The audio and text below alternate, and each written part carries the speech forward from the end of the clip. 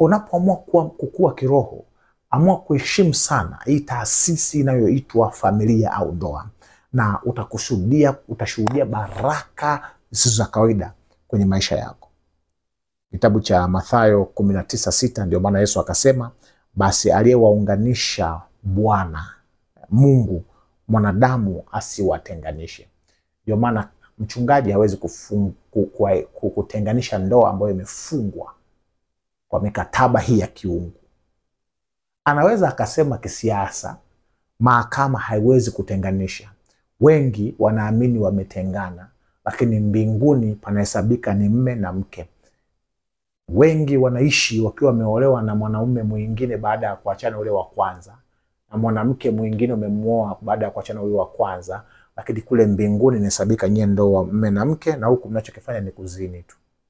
Jukumu au sababu namba moja ya Mkristo kuoa au kuolewa ni ili wewe na huyu mwenzi wako msaidiane kufikia viwango ambavyo vitawasaidia muokolewe mwende mbinguni. Kama mwenzi wako hili jukumu hayupo, muombe, maana ndio jukumu nambari moja kwa mtu anayepanga kwenda mbinguni. Yaani kunakuwa na Mungu anataka wewe na mwenzi wako mfikie kiwango cha umoja wa juu sana wa kimwili na kiroho na kihisia, kuliko kuwa na umoja na kiumbe mwingine yoyote ulimwenguni. Wako watu leo wakuto kujua walichokiingia ni nini. Wana umoja mkubwa sana na wazazi wao kuliko mume au mke wake. Ni kosa kwa Mungu. Una umoja wa viwango vya juu na wafanyakazi wenzako kuliko mume au mke wako. Ni kosa. Kiwango cha juu cha umoja kinapaswa kuwa ni kati yako wewe na mume au mke wako.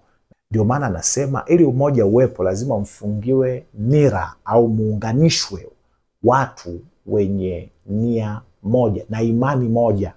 Ndio maana nasema wawili hao wamekuwa mwili mmoja. Kwa pamoja ni kwamba ukimwona ni mama fulani, baba fulani, lakini katika hisia, katika roho, katika fikra, katika mitazamo, katika fikra, katika mipango, nyie ni kitu hiki kimoja. Ukimwona umeona mwingine.